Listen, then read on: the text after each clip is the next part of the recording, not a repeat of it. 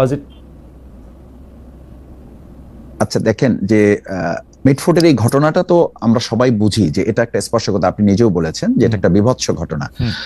যদি আমি আপনার যুক্তির খাতিরেই যদি বলি যে এটা একটা দ্বন্দ্ব এবং দুই গ্রুপের, এবং সেটা বিএনপিরই দুই গ্রুপের হয়ে থাকে, সেটাও কি আমাদের কাছে গ্রহণযোগ্য কোনো ব্যাপার হবে?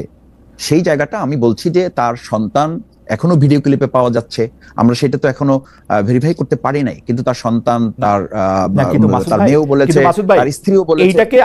এইটাকে আসলে দেখানো হয়েছে যে বিএনপি একটা চাঁদাবাজ দল, একটা চাঁদাবাজের একটা গ্রুপ গিয়ে একজনের কাছে চাঁদা চায়, চাঁদা যদি না পায় তারপরে এটাকে পাথর ছুঁড়ে মারা হয়েছে। এবং আমাদের এনসিপি জি ভাই বলেন। খালিদ একটা কথা একটু বলি আপনাকে।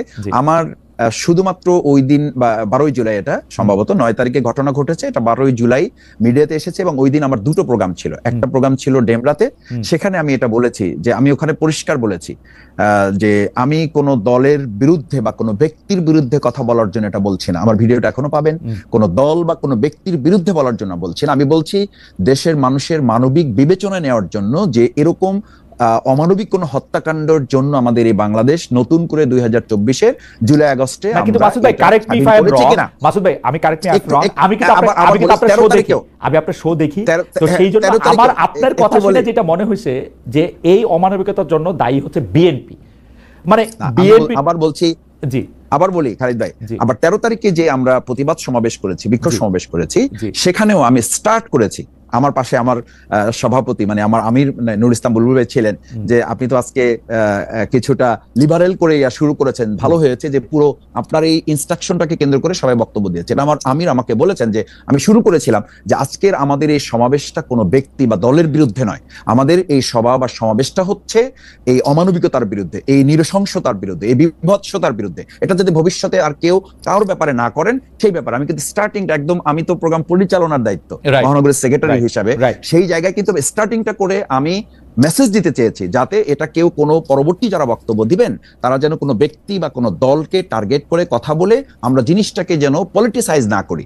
সুতরাং আমাকে যদি কেউ মনে করে যে শফিকুল ইসলাম মাসুদ এটাকে হাইলাইটস করেছে কোনো ব্যক্তি বা দলকে টার্গেট করে, এটা দুর্ভাগ্যজনক। ঠিক আছে, এটা পরিষ্কার। আমি একটু অসীম ভাইয়ের কাছে আসতে চাই। অসীম ভাই, আপনি যেহেতু একজন জুরিস্ট, আমাদের অনেক দর্শক আমাদেরকে প্রশ্ন করছেন যে গোপালগঞ্জে যে 4 জন মানুষ মারা গেছে তাদেরকে সেনাবাহিনী গুলি করেছে না পুলিশ গুলি করেছে, এবং তাদের গুলি করাটা আসলে জরুরি ছিল কিনা, তা আমরা যাদেরকে প্রোটেকশন দেওয়ার কথা বলতেছি তাদের কারণে এই গুলি চালানোটা প্রশাসনের একটা বিশাল ব্যর্থতা হিসাবে পরিচিত হবে কিনা, এবং এই গুলি চালানোটা প্রয়োজনীয় ছিল কিনা?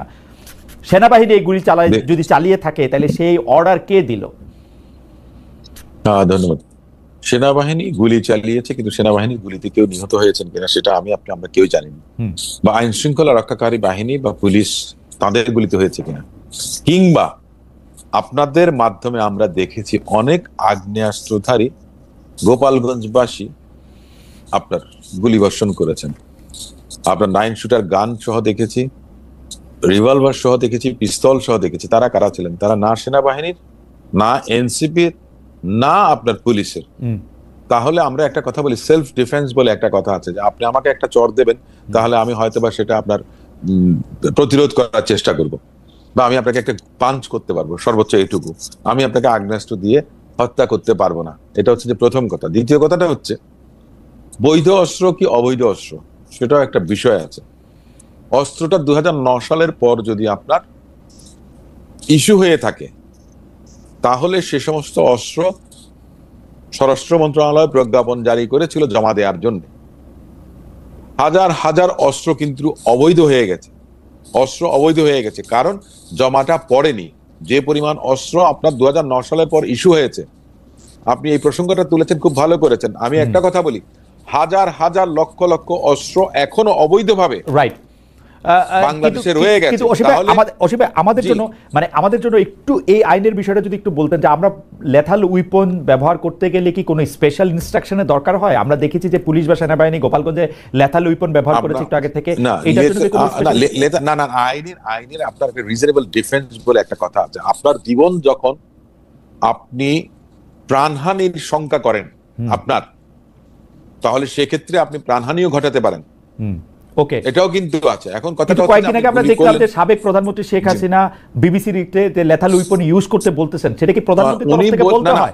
প্রধানমন্ত্রীর তরফ থেকে বলতে হয় নাকি এমনি এমনি যখন আক্রান্ত তখনই করতে পারে? এটা না না, উনি বলেছেন যেখানেই দেখবা সেইখানেই মারবা। আচ্ছা, ওটা ছিল ওনার সার্ভাইভাল অফ দ্য ফিটেস্ট। ওটা আপনার ডিফেন্সের কোনো বিষয় ছিল না, ওইটা ডিফেন্সের বিষয় ওটা ছিল। আপনার অ্যাট্রোসিটি ছিল। ওটা একটা অ্যাট্রোসিটি ছিল। উনি যে অর্ডারটা দিয়েছেন ওটা অ্যাট্রোসিটি। ওনার আর গতকাল গোপালগঞ্জেরটা না, দেখেন গোপালগঞ্জের বিষয়টা তো আপনারা আপনাদের সংবাদ মাধ্যমের মধ্য দিয়ে কিন্তু আপনারা লাইভ করেছেন অনেকে, আমরা সেখানে দেখেছি আগ্নেয়াস্ত্র হাতে যারা এসছেন। এনসিপি তো আমি একটা কথা বলি, এনসিপির কিন্তু রাইট আছে, তাদের লফুল যে অধিকারটা যেটা সেটা তাদের আছে, যে কোনো জায়গায় তারা সমাবেশ করতে পারবে। কথাটা হচ্ছে যে সময় উপযোগী কিনা বা অ্যাভয়েড করতে পারতাম কিনা, কিংবা রাষ্ট্র আগে তাদের সিকিউরিটি এনশিওর করতে পারত। আমি যে জায়গাটা বুঝতে চাইতেছি সেই জায়গাটা হইতেছে যে এই যে গোপালগঞ্জে অবৈধ অস্ত্র আমি দেখতে পাচ্ছি, তখন যে আমি লিথাল উইপন ইউজ করলাম, শুট টু কিল করলাম, সেইটার ক্ষেত্রে সরকারের মানে যে তিনজন খুব বসে থেকে সেগুলি মনিটর করতেছেন, 3 উপদেষ্টা নাকি ডক্টর মোহাম্মদ ইউনূস, তারা এই অর্ডারটা দিয়েছিলেন না তারা নিজে থেকে করেছেন? আপনার কাছে কি মনে হয়?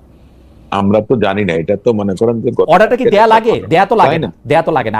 আমি এই ক্ষেত্রে দেয়া লাগে না। আর্মির উপরে ম্যাজিস্ট্রেসি পাওয়ার আছে, এমনকি পুলিশ। আমিও পারি, আমার যদি বৈধ অস্ত্র থাকে, আমাকে যদি কেউ অবৈধ অস্ত্র নিয়ে গুলি বর্ষণ করে, আমি নিঃসন্দেহে আমার আগ্নেয়াস্ত্র চালানোর জন্য তাহলে আমি কি জন্য লাইসেন্স দিলাম? ঠিক আছে, তাহলে আমি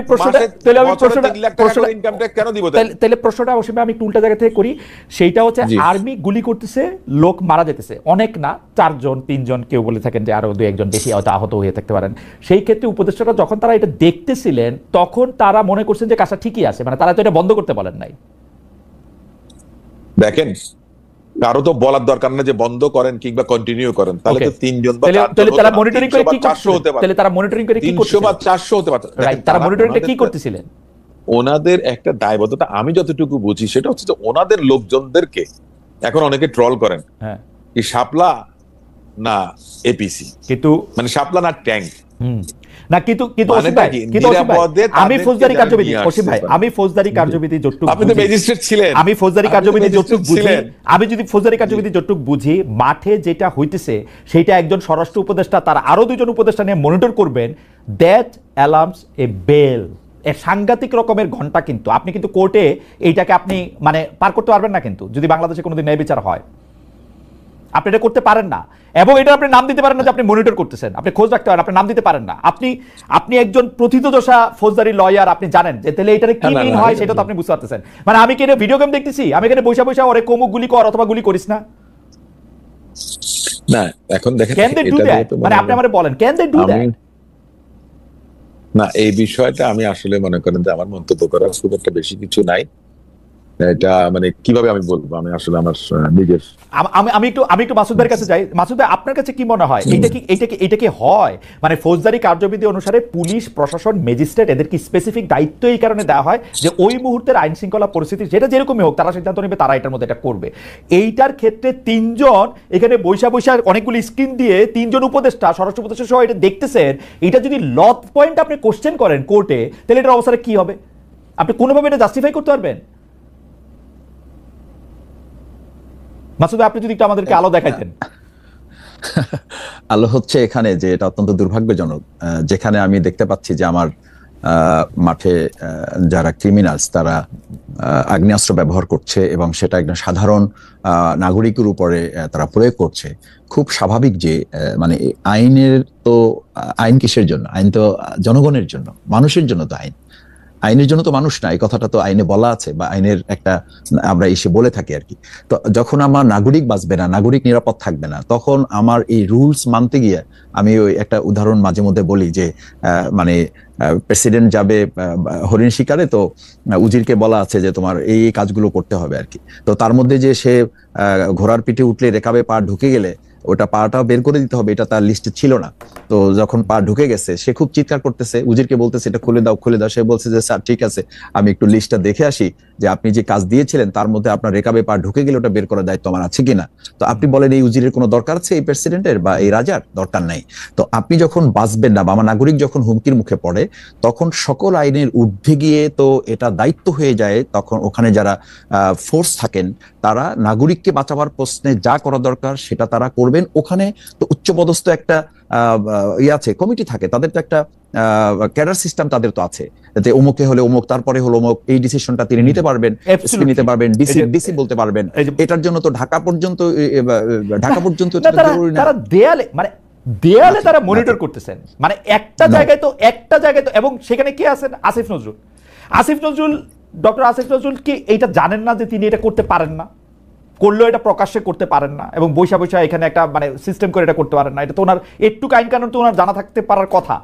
আছেন কে? স্বরাষ্ট্রমন্ত্রী, স্বরাষ্ট্র উপদেষ্টা, উনি এটা জানেন না। আমি মানলাম অসীম ভাইয়ের কথা শুনা যে